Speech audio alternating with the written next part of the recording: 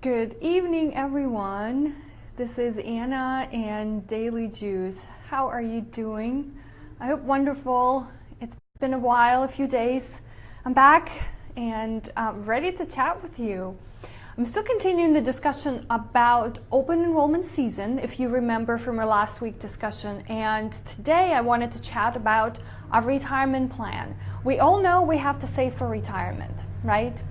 And that's something that if we look at our country as a whole, actually many people struggle. So why don't we chat today about some of the options that might be available to you and that you not actually utilize. And then if you are, perhaps there are some things that you could do better.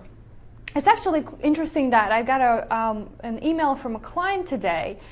She started a new job, which is exciting, and now her new job offers a whole set of the benefits. And this is exactly what we're discussing with these sessions about the open enrollment season. But this is typical for a lot of people when you start a new job.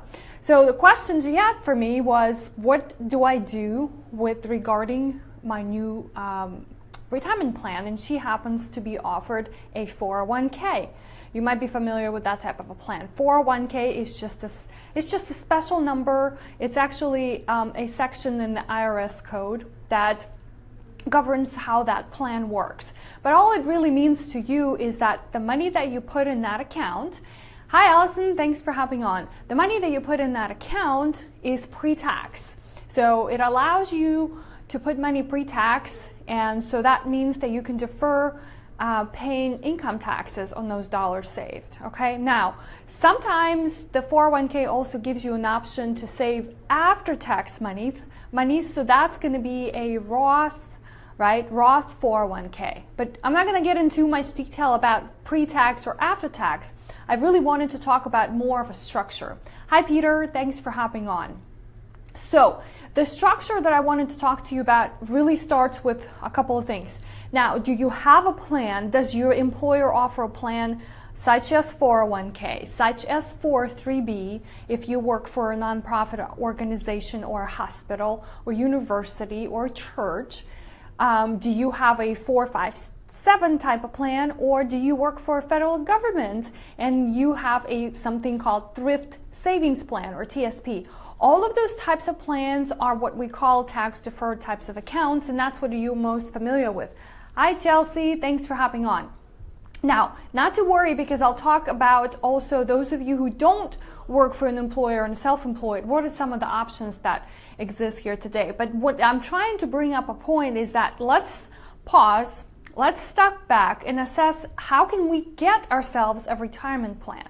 Whatever the options are good, but let's see what we actually can contribute. And so the very first thing, and in the example that I was giving you earlier with my client, the very first thing I asked is that, does your employer offer a match? A match is basically a free money that the employer will put into your account if you contribute a certain amount. And so in this example, typical match is 3%. So if you contribute 3%, your employer will contribute 3% on your behalf. Now, there's some waiting period with when that could happen, and normally it's a year after you've been there with the company.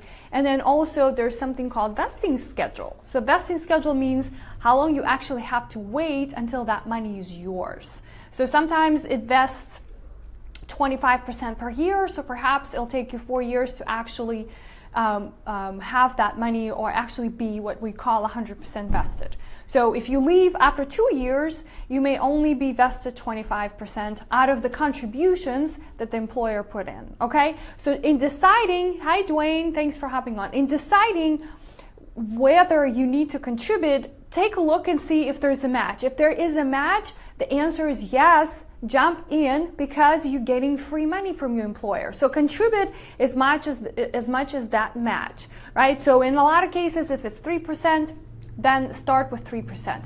If you can do more, and that's what I'm advocating for. Now, in 2017, and I'll talk about 2018 numbers when they come out, you can contribute $18,000 pre-tax into any of those plans that I described: 401k, 457, 403b, thrift savings plan. This is that can go pre-tax. Now, if you're 50 and older, you can contribute additional, what we call catch-up contributions.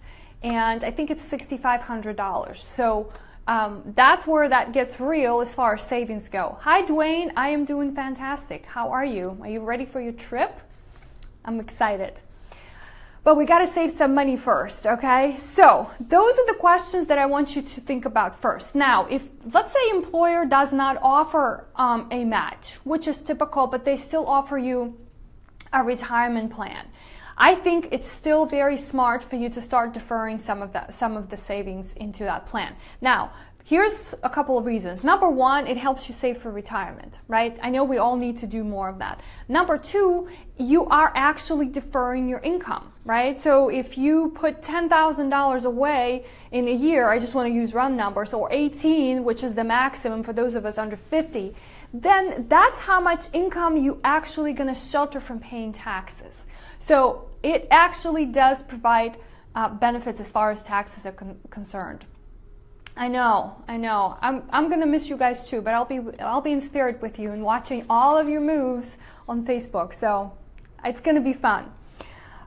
Okay, so there are definitely advantages as far as why you would want to consider a retirement plan with an employer. Okay, now the second part of this discussion is what I wanted to talk about, is how that plan is invested. And I know a lot of you get stuck. Okay, how do you make selections? Now, in the last few years, I'll say few years, but it's probably more than that. Let's say in the last 5 years, the selections in which you can participate, and I'm talking about actual investments, mutual funds, index funds, is what those options you usually get a list of things that your employer allows you to pick from. And there are a list of different funds, usually maybe 15 to 20 choices.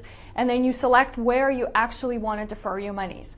Now, what has actually changed quite a bit in the last 5 years is that a lot of plan providers started to offer what we call target date funds, which is really neat, because what it is that you pick one type of fund, and it usually has a year associated with it. Like, if I want to retire by year 2030, then I will pick that fund, or one that's closer to it, right? They usually go like 2030, 2025, 2020. So you pick one that's closest to the retirement, to your retirement age. And what it does is it's a fund of funds. Because what I'm trying to point out to you is that not only you need to be deferring your monies into these types of accounts, or it's smart to do that, you actually need to be properly investing those funds. Now, if you understand a little bit more about what the recipe, or a fancy term we use in financial planning called allocation, right? That's how the percentage of the stocks versus bonds is broken down in that account. If you know how to set up something like that, then target date fund is something that you don't need to do. But for those of you who are starting out or want an easier option, a target date fund will provide you with actual proper recipe or allocation. So if you wanted to retire in 2030, it will give you a recipe that will have the percentages broken down for you. And another neat feature is that you don't have to rebalance it, right? Unlike with the ones that you actually pick. So if you picked a stock fund, if you pick a bond fund, that recipe, right? Let's say you picked a 70-30, 70% into the stocks, 30% into the bonds, then that needs to be maintained and rebalanced every year. With target date funds, it's actually pretty neat. It's rebalanced on your behalf. So take a look at your list and see if you have those types of options. And the last piece I want to mention in all of this is what I'm advocating for everyone, is the cost of the investment choices, okay? Because you need to understand that every time you pick an investment fund, there is a cost associated with it. So a lot of times this information is available and provided to you by the employer. Now, the only downside with that is that if you only have a certain number of options and that's all you can really pick from, pick the one that's the most balanced, right? That's the most appropriate for your target horizon, right? So figure out when you want to retire.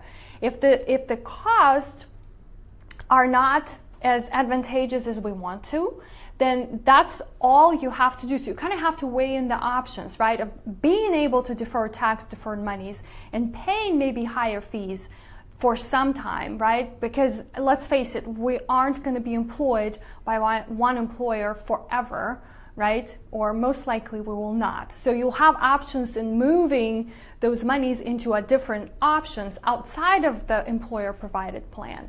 So take a look at the cost. You may not have a whole lot of choices, but I need you to understand the cost. And I'll give you some measuring sticks to use. So Vanguard is one of my favorite providers because they produce low-cost index funds or exchange-traded funds.